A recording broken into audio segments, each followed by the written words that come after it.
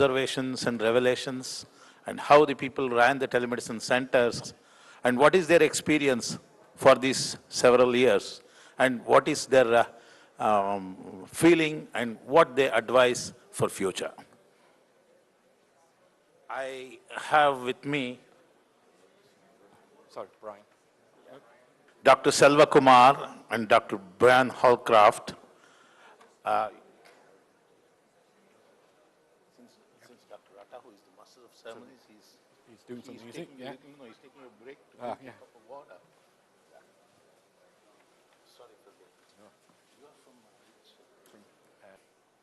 the success story in telemedicine will be chaired by Dr. Brian Holcroft of Iscona. He is a senior investment manager from UK, and he has been in the program of investment for telemedicine and several technologies.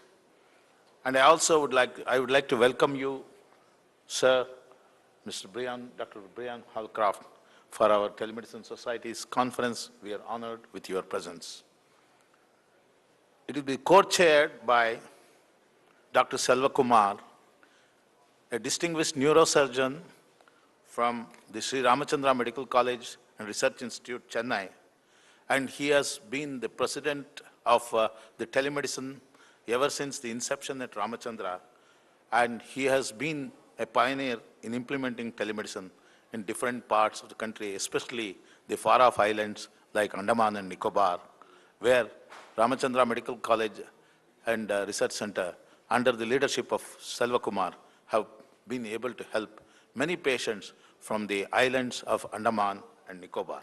It gives me great pleasure to welcome you, Dr. Selva Kumar. We are honored that both of you are chairing a very important session about the success of telemedicine. Dr. Selva Kumar and Brian Holcroft. Thank you, Dr. Satyamurthy. Without wasting more time, we will ask Dr. Brian to give his talk.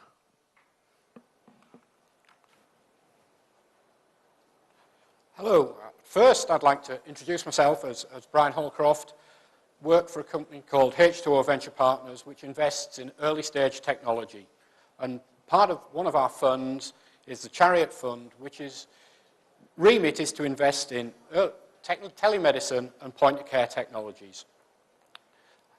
Our first investment is in a company called Icona. And I feel a slight fraud because I don't work for Icona, and neither is it yet a telemedicine product. What I'd really like to do is challenge people with, having seen what it can do, what can it do in your context? So what is Icona technology? It's a handheld 3D imaging camera. It's been designed to be very simple to use, very easy to use, such that it can be used in the clinic, in a field camp, but also in a hospital. The company was formed in 2006, and it's only just recently started to make sales. And I think that's something that one has to bear in mind, that with early stage technology companies, and especially in the healthcare sector, it takes a considerable amount of time to take something from an idea, which this was, right the way through to a product. It's not aimed, or the product is aimed currently at wound measurement. And that was the first market that Icona went into. The unit that I've shown there enables you to make accurate and repeatable measurements of wounds. I'm told, and I'm not a clinician here, but that when wounds heal, they heal from the bottom upwards before they actually close in. Why is that important? Why would one want to know what the volume of the wound is? In the treatment of a wound, initially, cheap therapies are applied to the wound. It's then left, maybe reapplied, maybe 6, 7, 8 weeks later, it's looked at to see whether the wound's healing. If it's not, then there's an escalation, an increase in cost in the treatment, but also in time, and then the process is repeated. What the Icona technology in the wound care sector allows you to do is actually accurately monitor whether the wound's healing at a much earlier stage. And therefore, you can start to make cost savings with the patient. If it's not healing, accelerate to a more efficacious treatment sooner, and in the long run, a lower cost. And economic studies have been made based on the results of the Icona technology to prove that, indeed, such cost savings can be made in the UK, US. The camera itself is essentially an iPad. Think of it as an iPad. That's the processing capability of it. And it's an iPad with 4 flash guns and 2 cameras. And it's very simple to use. Even I can use it, and my holiday photographs are really poor. And if you take the camera, having taken the images, you can then download them to PC software and reconstruct a 3D model with full color and ability to measure and view the images. Not only has it been designed to be easy to use, it's also been designed such that it fits in with the workflow. It's not too dissimilar to how wounds are currently measured. On the left-hand side, we see how things are typically done. A sticky label, a measurement graticule is attached to the wound, from which someone can make some estimates of dimensions, and maybe photographed for the records. Depth, little more a guesstimate, but estimates are made of the depth. With the Icona technology, what we do is we take a sticky label. It's actually a target. It's an integral part of the camera. It's actually needed to enable us to make those 3D images of the foot, or the leg, or the wound, or indeed some dermatological problem. The target is stuck on.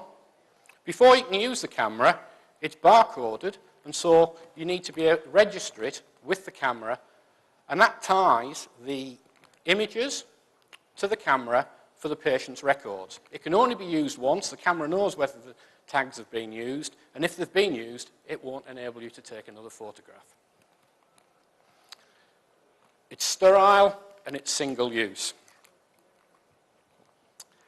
Once you've taken one photograph, many photographs, a number of patients, that can then be downloaded. You can either download it directly to a local computer, a PC, or you can download it across the internet to enable you to separate the diagnosis and the analysis of the images from the person taking those images. And so that's what we get. That's not a photograph, that's actually a 3D model that's generated from the image. So you can see the target and the wound. And it's got that full color capability. It's got its own record system in the PC, and you have patients and information. But that, of course, that information could be loaded into its own record system. Skipping on, what else can we do with it? Well, if we take an image of a different wound here, we can actually change the illumination. So this is very much like in a tele consultation, the doctor being able to actually look at the wound or the rash or whatever. We can also rotate it, and so we can change the rotation. And finally, we can zoom in, and I'll show a little bit later the sorts of details that we can get. But we can zoom in and have a look at what's really in there. Of course, that's just a visual inspection. We can measure length. A couple of clicks of a mouse, very easy to use. You can measure the length, the width, wherever you want. That's stored with the image. It's plotted in the record system. And you can look at the progression of that over time between subsequent images. We can also do area. Currently, you have to do that manually, but one could conceive of ways of automatically determining the perimeter. and we can calculate the area. We can also use that same methodology to calculate the volume. And so here we have a wound. I've actually rotated it, and you can see actually the 3D profile of the wound, so as if I'm looking in from inside. And it can give you a measurement of that volume. It also enables you to do true colour. And here we've done colour separation. And so you can choose what colours you want to separate it into. I'm told in wound care, colours that you're interested in particular are black, because that means the death of tissue. And so you can estimate and make measurements of the death of tissue or the state of the wound. But in a rash, for example, or something of that nature, you could actually do some quite precise colour calculations. What sort of detail? This is the guy who wrote a lot of the software. An image I took of his face. We can then add false colour, and so that gives you distance. So in this case, red is close, blue is far away. And then if we zoom in, it can start to give you some of the detail. And so that if you're interested in the roughness, the texture, and things like that, then it enables you to do that, not in colour, but in the true, in false colour. As I said, I'd like to set the challenge. We're already selling it for wound care. We believe it has use in dermatology. When I first started my career, we were interested in 3D imaging for plastic surgery. It's been suggested that it can be used in trials and clinical trials where any imaging need is done. But really, I would throw it open to people to think about what else could it be used for, what features, the features of being able to do with very small amounts of data, get true 3D images remotely that you can then manipulate, take out colour, measure, look at texture, and record. And with that, and in the interest of time, I'll end my talk.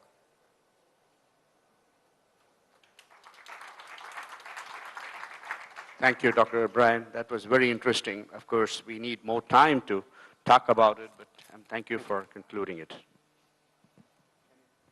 Hello? Dr. O'Brien.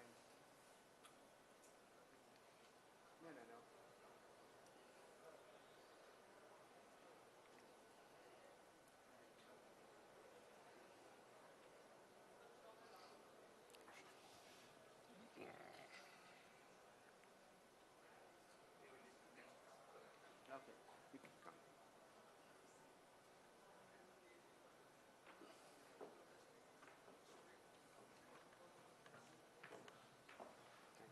Thank you.